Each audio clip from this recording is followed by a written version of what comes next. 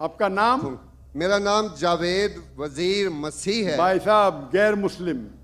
और मैं मज़ाहिब का तालिब इल्म हूँ और आपका बहुत बड़ा फ़ैन हूँ।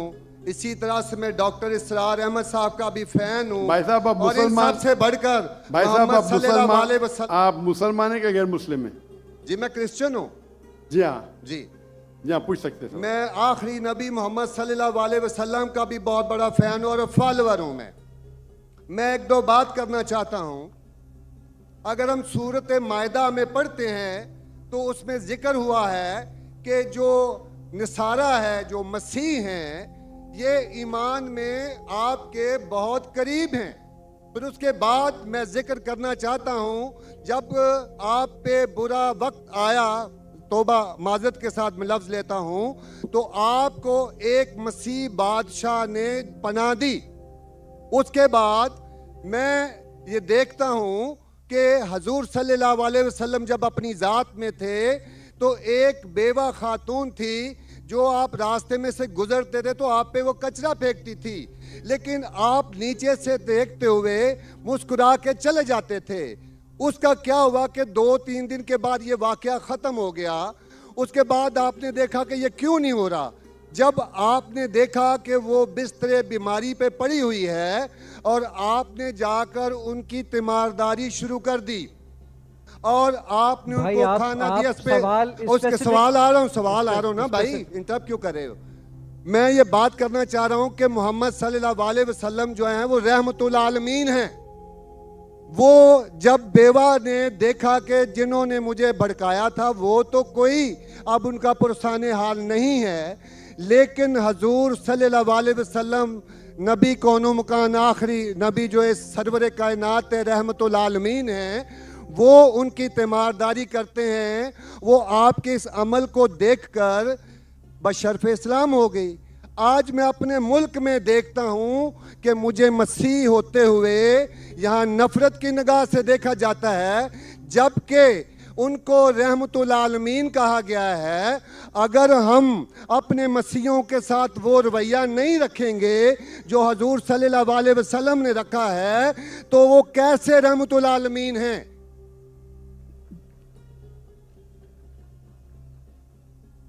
जी बहुत शुक्रिया आपके सवाल का। आखिरी अल्फाज जरा।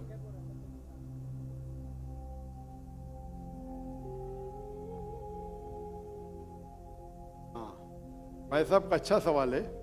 उनका नाम जावेद मसीह है और उन्हें मिसाल दी मोहम्मद सल्लल्लाहु अलैहि वसल्लम जब साहबा ने हिजरत की तो अबिसीनिया के बादशाह ने उन्हें पनाह दी और जिक्र किया एक औरत जो कचरा फेंकती थी, और वो कह रहे कि आज इस मुल्क में मुसलमान उनको नफ़रत की नज़र से देखते, अपने अल्फाज इस्तेमाल की नफ़रत की निगाह से देखते हैं। तो क्यों, जब अल्लाह के रसूल रहमतुल आलमीन हैं तो मुसलमान नफ़रत की निगाह से क्यों देखते हैं? कुरान में अल्लाह सुब्हानहू व तआला फरमाते हैं सूरह माइदा में सूरह नंबर 5 आयत नंबर 82 में कि मुसलमान के सबसे करीब वो लोग हैं जो कहते हैं कि वो क्रिश्चियन हैं। ये कुरान की आयत है कि मुस्लिम से सबसे करीब वो लोग हैं जो लोग कहते हैं मैं नसारा हूं, आई एम अ क्रिश्चियन। ये कुरान की आयत है। और कुरान में 1/3 हिस्सा 1/3 of the Quran, 1/3 of the Quran is address to, मुखातिब है या अहले किताब, या अहले किताब कहो अहले किताब से, यहूद और नसारा से। तो 1/3 हिस्सा कुरान मजीद का तकरीबन अहले किताब से मुखातिब है। और आपका सवाल कि अल्लाह के रसूल रहमतुल आलमीन ने बेशक है, कुरान की आयत है सूरह अंबिया सूरह नंबर 21 आयत नंबर 107, वमा अरसलनाका इल्ला रहमतुल आलमीन, कि मोहम्मद सल्लल्लाहु अलैहि वसल्लम अल्लाह ने उन्हें रहमतुल आलमीन रहमत बना के भेजा है सारे आलम के लिए, सारे इंसानियत के लिए। वो बेशक है, उस पर कई किताब लिखी गई। अगर आपको मुसलमान नफरत से देखते हैं उसकी वजह जानना जरूरी है। मुसलमान तो दूसरे मुसलमान को नफरत से भी देखते,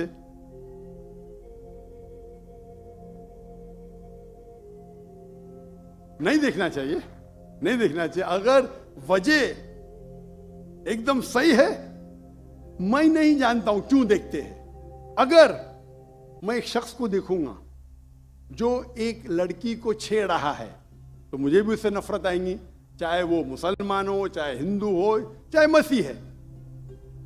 आप समझे ना?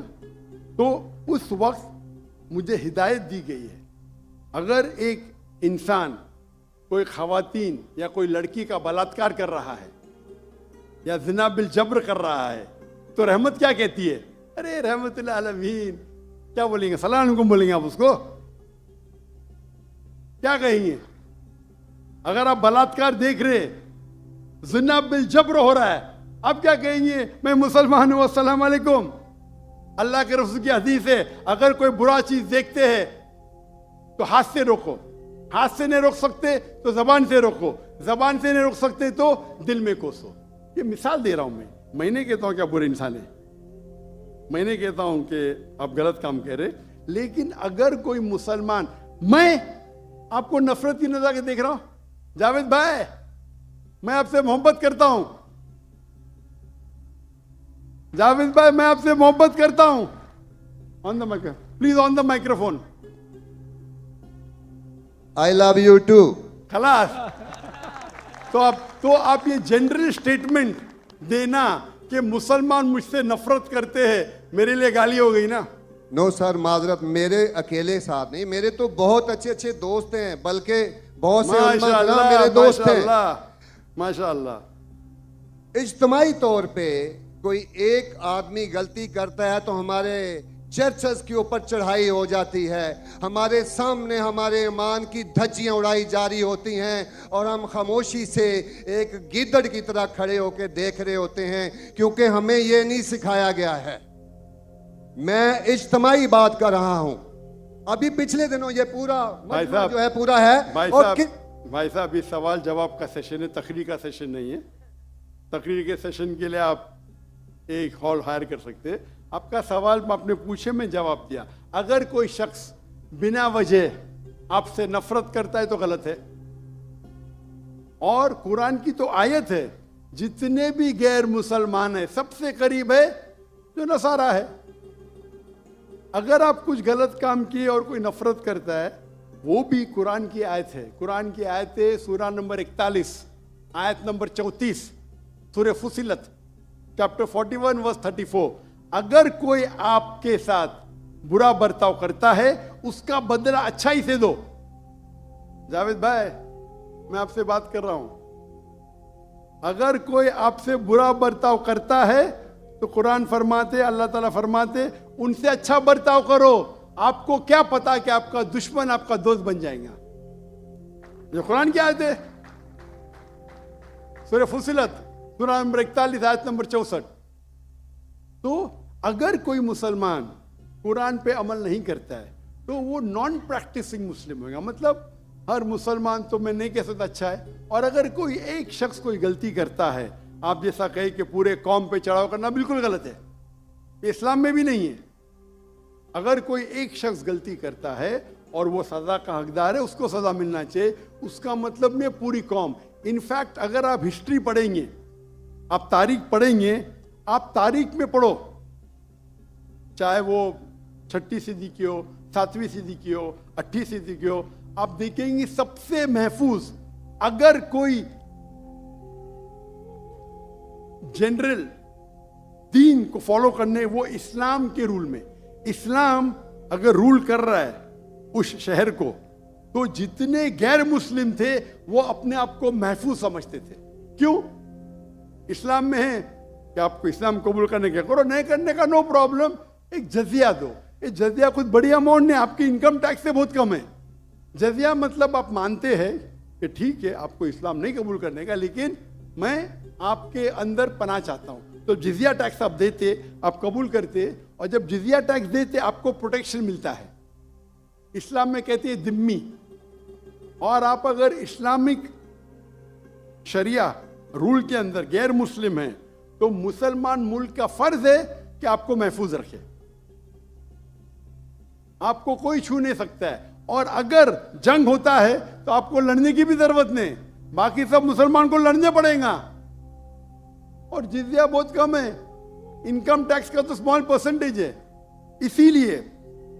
इसीलिए अगर आप हिस्ट्री पढ़ेंगे, जब सलाउद्दीन अय्यूबी ने कॉन्स्टेंटिनोपल पे हमला किया, उस वक्त जो क्रिश्चियंस थे, ईसाई मजहब में कई फिरके थे, ऑर्थोडॉक्स, प्रोटेस्टेंट्स, कैथलिक्स, खुद ईसाई लोग अपने बाकी ईसाई भाइयों से उनका कत्ल करते थे।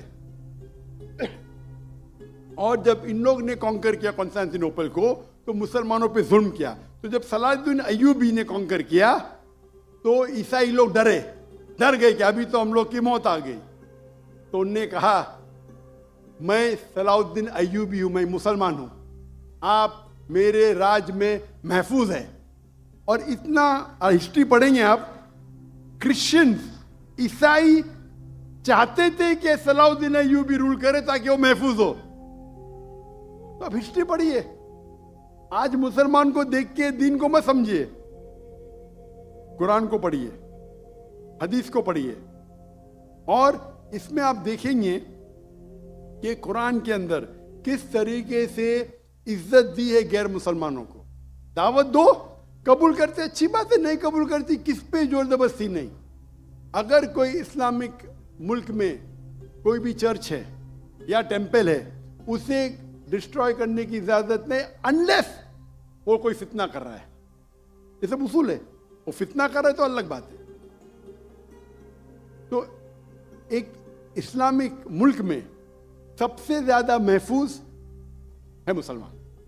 और मैं मिसाल देता हूं, मेरी जाम में से आ रहा हूं, मलेशिया में हिंदू 6% है, 6.3%, 6.3% है।